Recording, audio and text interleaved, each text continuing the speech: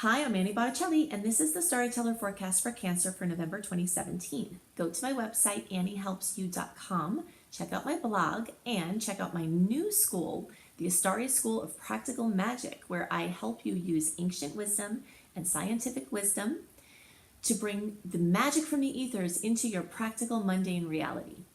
So what's going on in the month of November? We're still right in this big open window to push things forward, to make big decisions, to birth things, to break out of the matrix. We've got this period of time and then only one more in early 2018 before we have this huge wall of retrogrades. Personal planets being retrograde starting in March of 2018, and that persists the whole year and into 2019.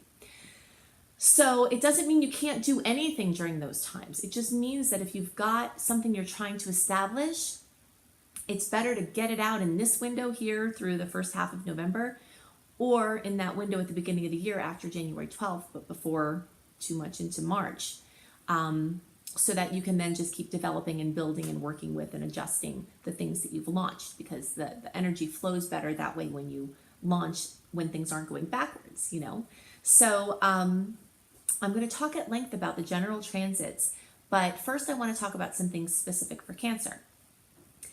We're going to talk about the full moon, and we're going to talk about the new moon. So the full moon brings fullness, wholeness, completion, fruition, elucidation. It brings things to light, brings things out of the darkness. And that has to do with the sign that it's in, which I'll talk about in the general transits, but it also has to do with the house that it's in for you. Everyone experiences the full moon in the same sign. So in this case, on November 3rd, we have a full moon at almost 12 degrees of Taurus. So everyone experiences that. But depending on your sign, you experience that in a different sector of life. So you early and part of you middle degree placements, probably the first half, will have that happen in the 11th house. And the fullness, the completion, it can be drama, it can be accomplishment, it's a coming to fruition for better or worse, and sometimes both. But regardless of what it is, it promises to be very intense because there are a massive amount of planetary interactions occurring between November 1st and November 4th, and they're all tying in to this full moon. So I'll break those down in the general transits, but for now, let's focus on the field of experience that the full moon is occurring. So early and part of the middle degree placements, probably around half, I said, will be having this fullness, completion, accomplishment in the 11th house. The 11th house has to do with internet-based projects, technology, anything advanced, technologically advanced, humanitarian efforts, working with large organizations. It has to do with teams and groups, whether you're leading them or a part of one. It has to do with friends, friendships, acquaintances, social circles, both online and in person.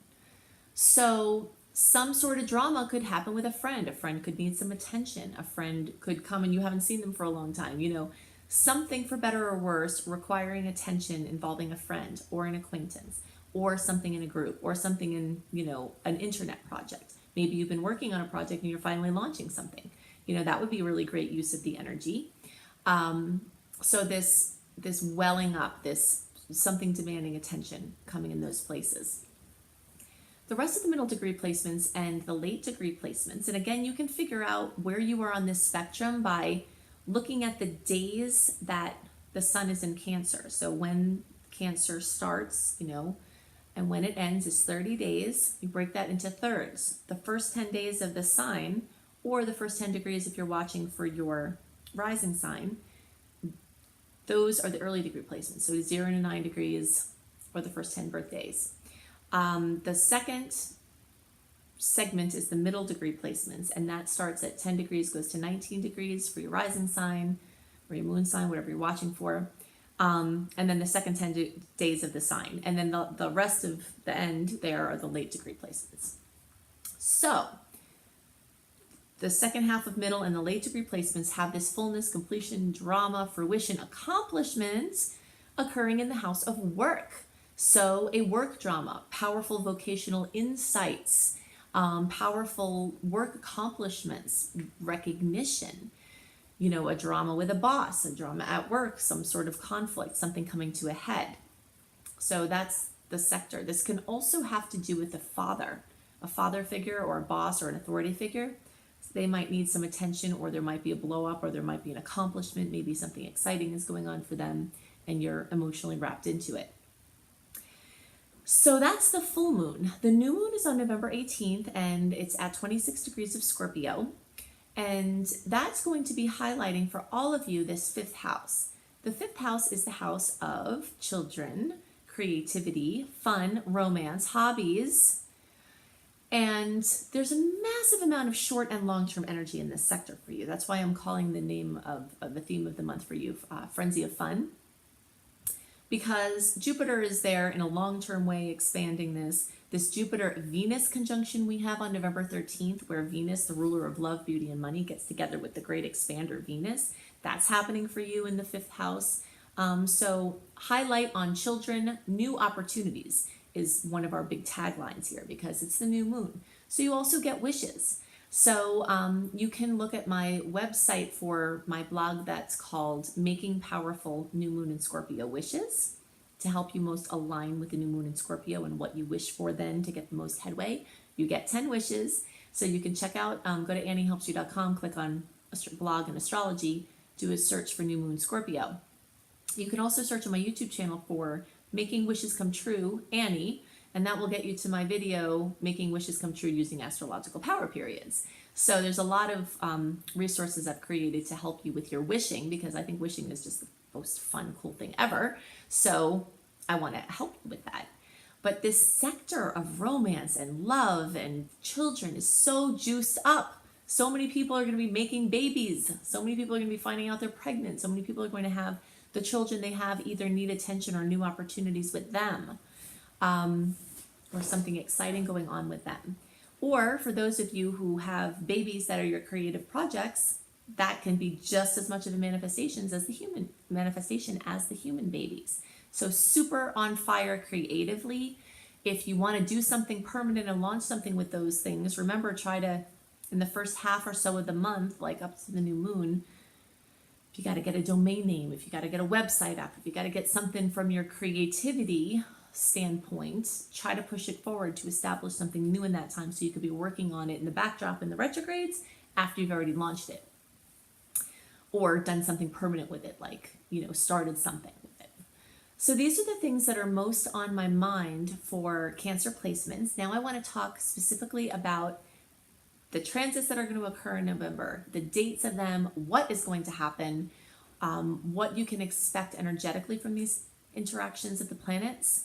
And so I'm going to go into all that now. So the theme of the month for all signs for November 2017 is Train Your Inner Hero. And this is on account of a bunch of aspects with Chiron. Chiron is an asteroid.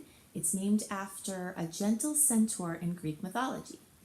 Many people who follow Chiron in their charts will know that he's known as the wounded healer. So when you're following him in your chart, this is a place where it's like your Achilles heel, you're strongest everywhere else except there. That's your sore spots, your most vulnerable points. But there's another aspect of Chiron that's lesser known, and that is that he was a trainer of heroes. Many of the figures in Greek mythology, the heroes in Greek mythology that won these victories that we've heard about all this time, they were trained by Chiron. And so as we have aspects with Chiron, challenging and more soft, we have this wonderful opportunity not only to work on this tyrant-victim polarity that comes up so readily on the earth plane. That's another piece of Chiron, is to remember that when we feel like someone is being a tyrant to us, then we're automatically a victim, and vice versa. So the belief in any point of that polarity brings perpetuation of the dynamic back and forth and the role-playing back and forth. So Chiron assists us to transcend these energies and to drop the story of victimhood and plant the seeds of empowerment.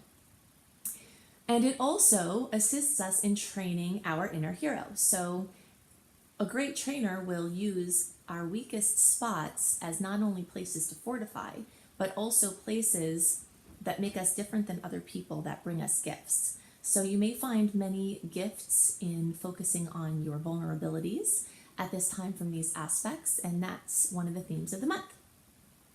So we've got lots of Scorpio energies continuing into this month, and they are going to continue to bring in the themes that they started in October of deep introspection, mysteries, research, psychology. Astrology is in there also from the psychological perspective. This is the house and sign, the 8th house, of other people's money.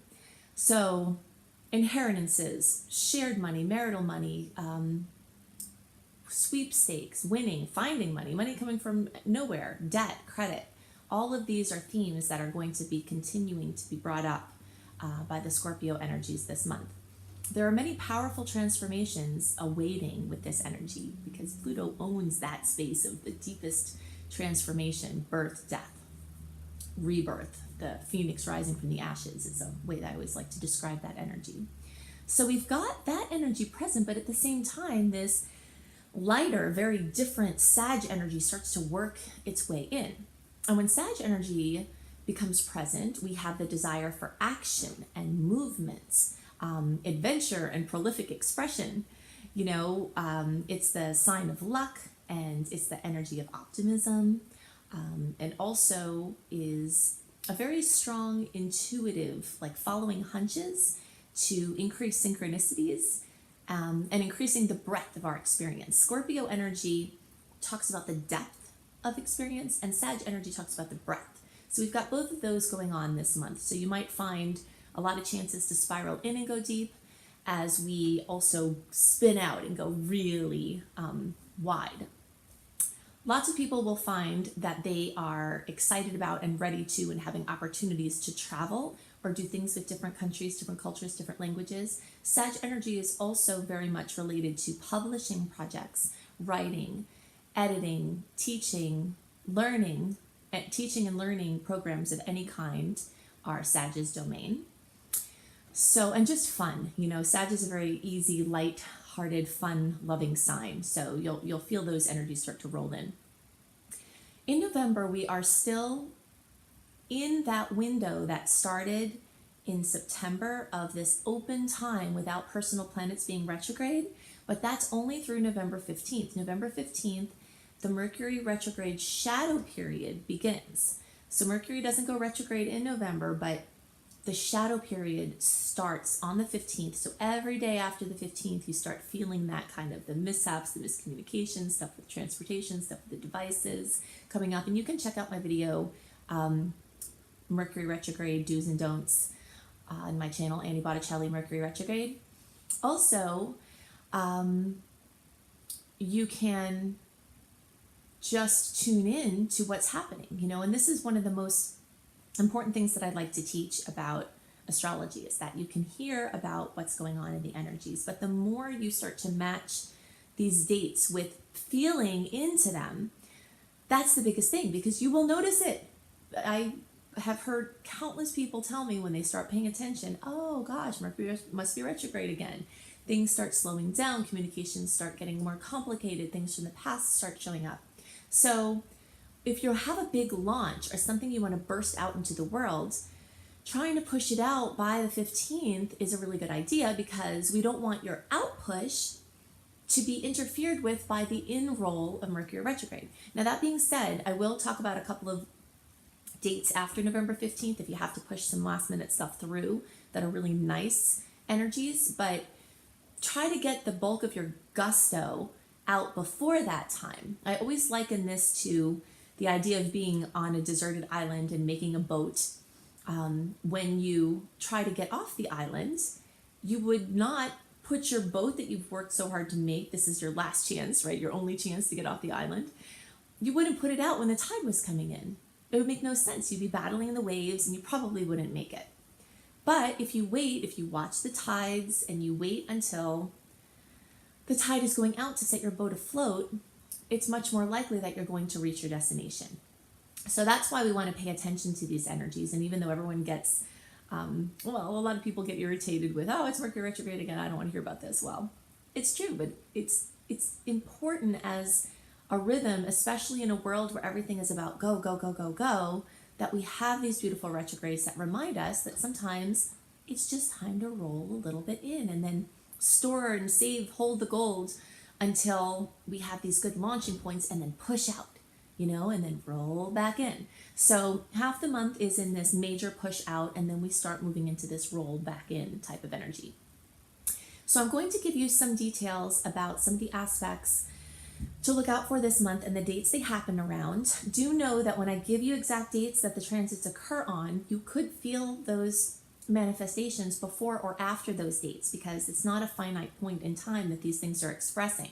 We often will feel them before or after. So just kind of pay attention. And always there are positive or easier aspects occurring at the same time as the more challenging aspects that are coinciding with each other. So you have to really tune into your own energy flow. And even if a date's supposed to be good for something, if you're feeling really strong the day before, don't be afraid to just bust it out. You have to use this information to follow your own intuitive flow and not let anything else supersede your own inner knowing. Also, when you sign up for my free email newsletter at anniehelpsyou.com, you can get a written version of my general transit reading a month before, delivered right into your inbox, so you can have a visual on it as far as the dates and the energies that they can bring. So sometimes people like that for planning purposes. Okay, so we start out with a Mercury in Scorpio, trine Chiron and Pisces. This is one of the many Chiron aspects we have this month. That is why I called the theme of the month Train Your Inner Hero, because of this Chiron presence. And with this combination, and this is like the first through the second, but you could feel it before or after, support could come from inner work or another person as confidence is built through self-acceptance. Chiron, especially in Pisces, is just a very, it's an internal healing, anything that makes us feel like we're not right with anything, with ourselves, with the world, So the more we have self-acceptance, the more we can be open to support from other people because we feel like we deserve it. On November 2nd, there's a Saturn and Sag squaring Chiron and Pisces. So we have this sweet aspect at the same time as this challenging aspect. So it's like this newfound work with self-acceptance is going to be tested by an authority figure, likely something stern from the outside world. But it could be the other way around. It could be that because something is coming in as harshness, we can choose to use the softer energy to just love ourselves, love the person or the being, whatever it is that's reflecting this to us, and do good inner work with it. On November 3rd, we have a Sun in Scorpio trine Neptune in Pisces. This first occurred on July 5th, and it brings a really great focus on creativity and artistic talents. So you might use that energy purposely for creative or artistic work, or you might just find it's naturally brought out of you, that you're kind of in that mood. So this is a really positive and peaceful combination, and it's really supportive to assisting self and others. So then on November 3rd, we also have this full moon at almost 12 degrees of Taurus. Full moons bring fullness, completion, fruition to the sign that it is occurring in. Sometimes it brings drama. Sometimes it brings elucidation, the bringing to light of something. So that will be in the areas of everything Taurian, so this is personal finances, your own earned income, luxury items, earth, eco-related projects. This has to do with your values and also has to do with self-esteem. So we've got a really busy time at the beginning of the month because coinciding with this full moon, we also have something else going on November 3rd, which is Venus in Libra sextiling Saturn in Sagittarius. A sextile is a very favorable aspect. It usually is one that requires you to take action in order to get the good possibility from it. So when Venus and Saturn come together, it's really great for taking steps forward with long-term projects. And since there's energy in Libra, it would favor partnerships or working with someone on something. And this is a really great launching point for trying to move forward with things, but it's kind of a mixed bag, because you have all this intensity around, and then the next day you have Venus opposing Uranus in Aries. And so this can bring jolts or overstimulation in the arenas of love or money or self-esteem. So definitely issues with self versus relationship are being brought up.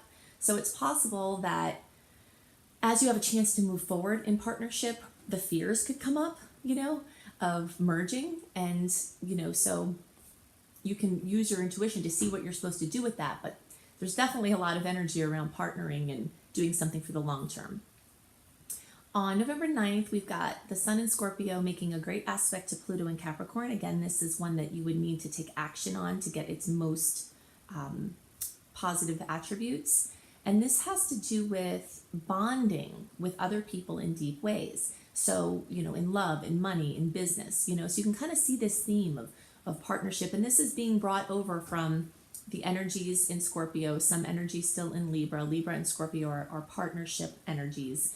So just, it has to do with self, and it has to do with how we relate to others, which is a very common theme for this month. We'll look out on the 13th, or let's see, the 11th first. We've got another beautiful aspect. Now, this is a really big deal because when outer planets, the ones that take a really long time to move around, make aspects to each other, these themes last for a long time because they come together and then they retrograde apart and then they come together again, and they like follow this flow over an extended period of time where there's a long-term theme. So this is the last of the 3 brilliant matchups of this Saturn and Uranus energy. And these are very different energies. Saturn is long-term, ground building, foundational, and Uranus is out of the blue, surprises, can be unstable, and Saturn is stable, so it's like this coming together of opposites in a way, in a beautiful configuration. So the first time this happened was December 24th, 2016.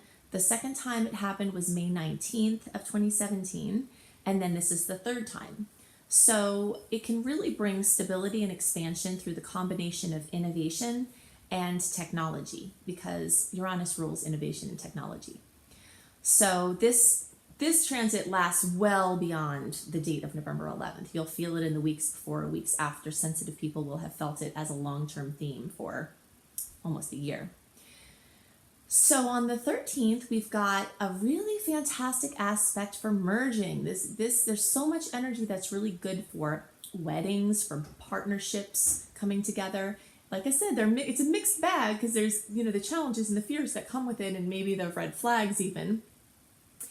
But Venus matching up with Jupiter is one of the best combinations for love and money, because Jupiter's a great expander and Venus rules love and money. So it can very thoroughly expand. Anything that you do on this day or around this day, as far as money or love, can be very, very powerful and transformational. So I really love it as a launch date for business things. Again, you just have to feel in, because there is an aspect on the same day where Mercury, which is ruling communication, is in Neptune, is squaring Neptune.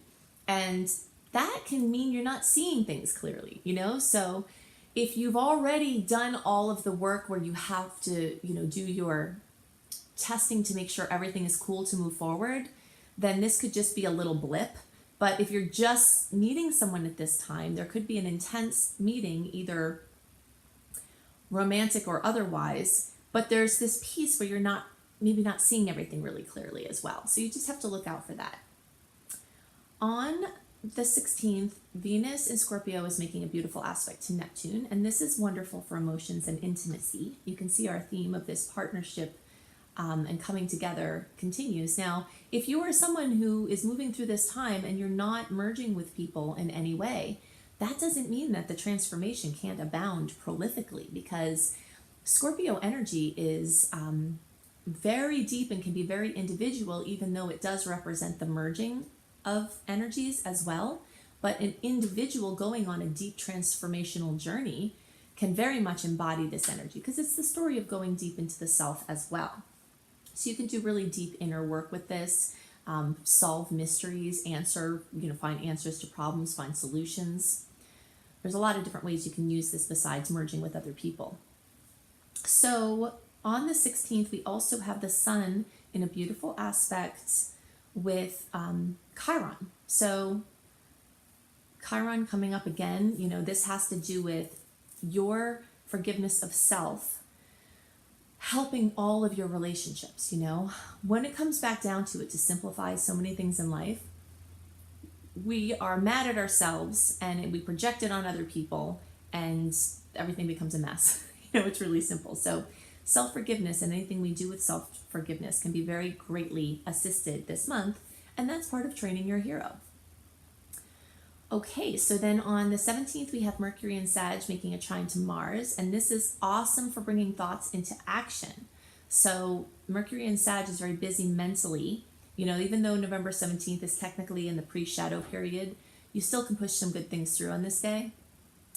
Then we've got our new moon at 26 degrees of Scorpio on November 18th, and this is time to make your new moon wishes.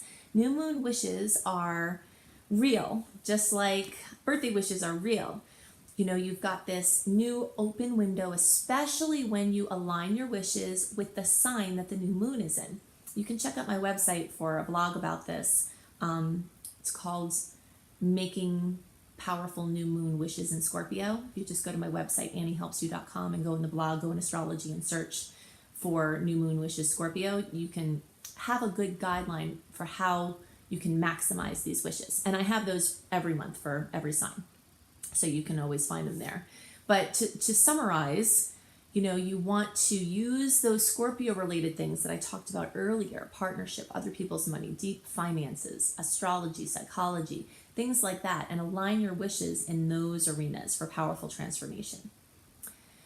This new moon is also going to be making a beautiful trine to Chiron, right? We keep talking about Chiron this month, so it's bringing strength and empowerment and interdependence. There's also a conflict with Mars and Pluto on the 19th that could show up as part of this new moon. Mars squaring Pluto is always a little bit nasty. I'm an optimist. I like to look at the bright side of things, but I will always tell you when I see an aspect that's yucky.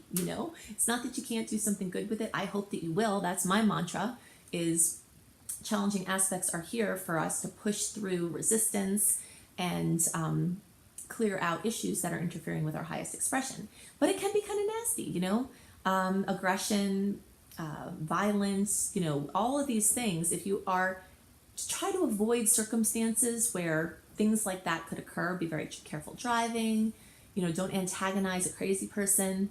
Things like that are good to avoid when you have a conflict with Mars, which is the ruler of war, and Pluto, the ruler of the underworld.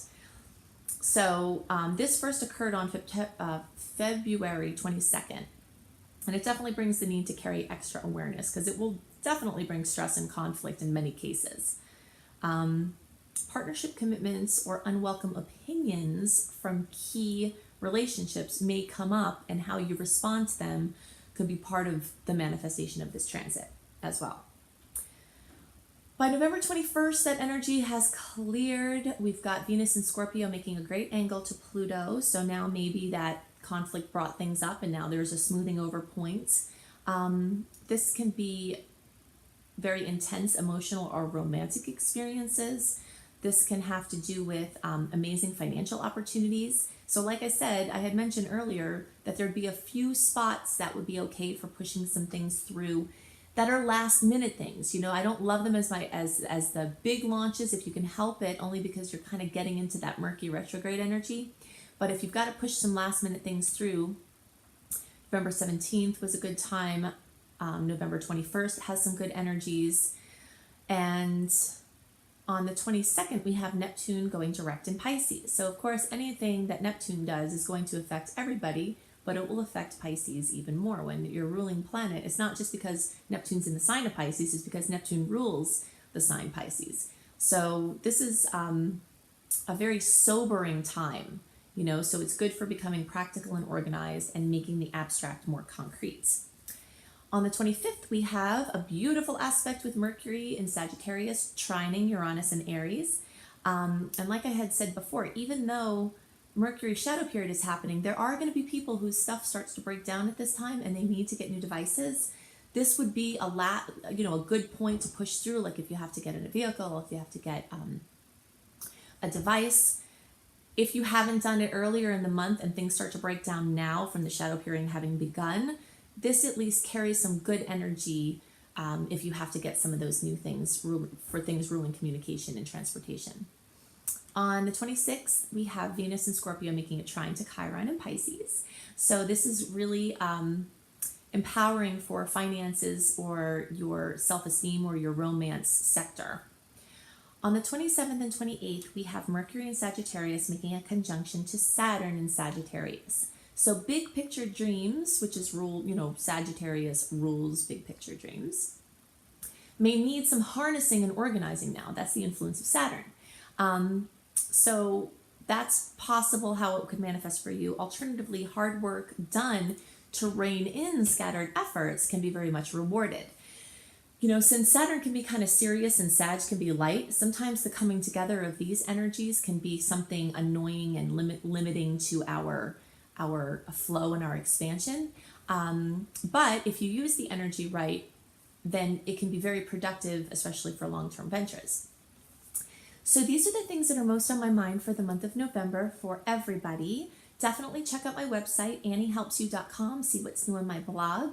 Check out my new school, my Astaria School of Practical Magic. If you are an empath, if you are a sensitive person trying to navigate in this crazy world and it feels like the rules are different for you and you don't know why everything is different than mainstream for you, it's definitely an amazing and magical, wonderful support system. So you can check that out at anniehelpsyou.com. Also, definitely check out my husband, B.R. Newman's Tarot Scopes.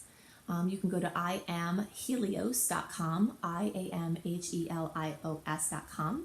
If you haven't already signed up for my free email newsletter, then definitely do that on my website at anniehelpsyou.com. And if you have signed up for my newsletter and you're not getting it, we need to figure this out because I send it out religiously every month, a month early. I always have, I will as long as I can. And so if you're not getting it, something's going on with your inbox. It could be in spam, it could be in social promotion events folders. If you use the contact in your welcome letter that I send, there's a contact address that I say to add. And when you add that to your contacts, it gives the message to your email service to put things from me right into your inbox instead of one of those other folders. So I hope you have a wonderful month and I'll see you next month. Bye.